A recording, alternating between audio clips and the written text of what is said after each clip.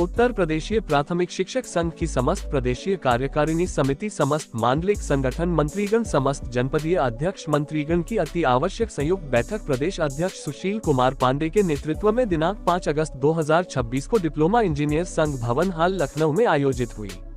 बैठक में उत्तर प्रदेशीय प्राथमिक शिक्षक संघ के पूर्व अध्यक्ष अभिमन्यु प्रसाद तिवारी मुख्य अतिथि, पूर्व प्रदेश वरिष्ठ उपाध्यक्ष राम तीरथ मिश्रा, पूर्व राष्ट्रीय अध्यक्ष AIPTF गीता पांडेय विशिष्ट अतिथि के रूप में उपस्थिति रहे।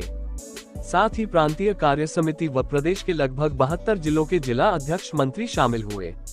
मुख्य अतिथि अभिमन्यु प्रसाद तिवारी ने कहा, शिक्षकों की एकता व संघर्ष से पंचम वेतन आयोग का लाभ मिला। प्राथमिक शिक्षक संघ की कार्य समिति की ये बैठक थी जिसमें समस्त जिलों से शिक्षक सम्मिलित हुए। क्या कुछ प्रमुख मुद्दे रहे हैं आज की इस बैठक में? आज की बैठक में शिक्षकों को विभिन्न समस्याएं हैं। जैसे टेट का मुद्दा है, टेट के मुद्दे पर सुप्रीम कोर्ट ने आदेश दिया है, वो आदेश से शिक्षक समाज और संगठन पूरी तरह सहमत हुए।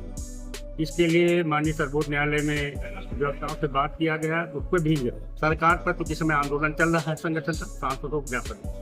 अभी दिल्ली में और जिले में, प्रदेश में सांसदों को राज्यसभा सांसद और लोकसभा सांसदों को ज्ञापन दिया। ये कार्यक्रम हमारा सांसदों सत्र में चल रहा पूरा 13। इसके बाद 9 तारीख को ट्विटर अभियान चलेगा। इसके बाद अगली बैठक जो संयुक्त महासंघ की है उसकी भी बैठक करने के लिए, और टेट का जब तक मुद्दा साल पूरी तरह लड़ाई कर रहा है। पुरानी पेंशन बहाली के लिए संगठन का उत्तर प्रदेश प्राथमिक शिक्षक संघ, अखिल भारतीय प्राथमिक शिक्षक संघ का स्पष्ट मत है कि जब तक पुरानी पेंशन बहाल नहीं होगी तब तक हमारा आंदोलन चलता रहेगा। उसके कुछ स्टेप भले जो UPS लागू हुआ, NPS या UPS आए, फिर उसके बाद जब तक पुरानी पेंशन बहाल नहीं होगी उसका नामकरण कोई भी कर दिया जाए तब तक उन सेवा सस्पेंशन की जो पुरानी पेंशन की जो शर्तें थी उसी जगह राजज्ञा नहीं जारी हुआ।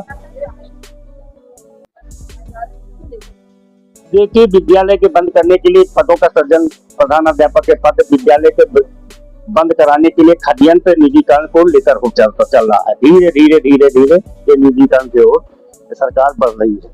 सभी मुद्दों के लिए संगठन पहले ज्ञापन देगा, जो कि विभिन्न मुद्दे हैं। OPS का और ये टेट का मुद्दा तो केंद्र सरकार के स्तर पर है, तो केंद्र सरकार जब तक नहीं है प्रदेश सरकार कर नहीं सकती। अन्य मुद्दे जो प्रदेश स्तर के हैं, प्रदेश सरकार के प्रदेश को मांग पत्र दिया जाएगा। अगर नहीं है तो आंदोलन का कार्यक्रम हो सकती है। सर, आज राजधानी लखनऊ में उत्तर प्रदेश के प्राथमिक शिक्षक संघ की ये बैठक चल रही है। क्या कुछ कहेंगे इस बैठक को लेकर, किन किन प्रमुख मुद्दों पर आज चर्चा हुई?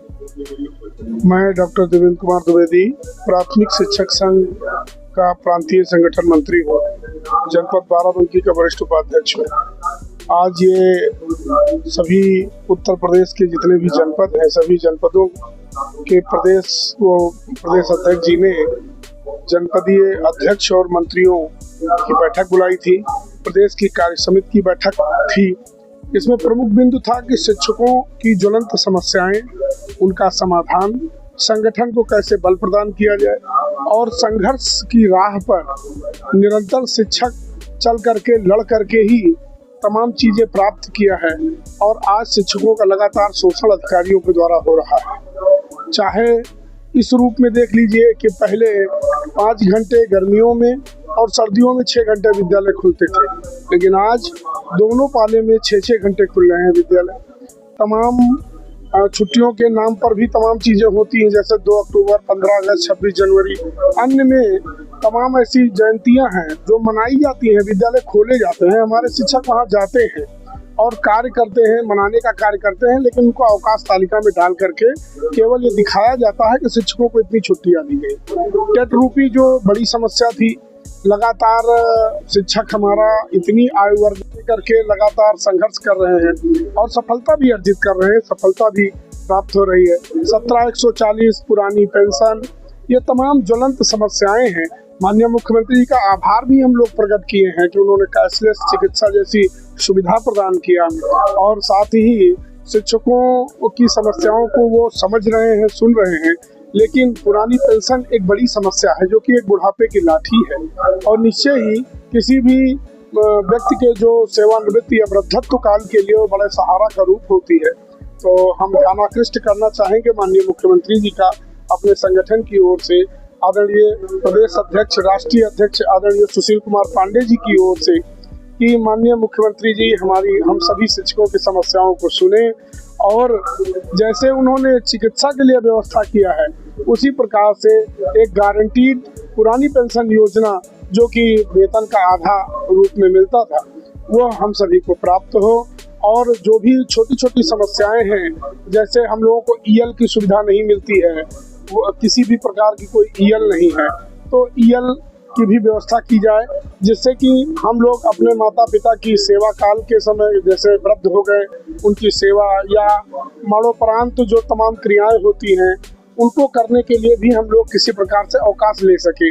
उसके लिए भी हम लोगों को मेडिकल जैसी व्यवस्था लेनी पड़ती है, मेडिकल छुट्टी के रूप में लेना पड़ता है। ये बड़ा ही अफसोसजनक है कि किसी प्रकार की कोई पारिवारिक घटना होने पर हमारे पास मेडिकल के अलावा कोई भी अवकाश सुरक्षित नहीं है। तो ये सभी मांगे हम प्रशासन से करते हैं, शासन से करते हैं और संगठन में दृढ़ता प्रदान करने के लिए बैठक की गई और पूरे 75 जिलों के अध्यक्ष, मंत्री और प्रदेश की कार्य समिति उपस्थित हुई। पुराने हमारे अध्यक्ष आदरणीय तिवारी जी, मिश्रा जी सभी लोग उपस्थित हुए और कार्यक्रम बहुत सफल रहा और इससे बहुत अच्छी आगे सुगम तरीके से संगठन कैसे चलेगा इस पर भी ध्यान आकृष्ट किया गया। बहुत बहुत धन्यवाद। चैनल देश बदल न्यूज़ को बेल आइकन दबाकर सब्सक्राइब, लाइक और शेयर जरूर करें।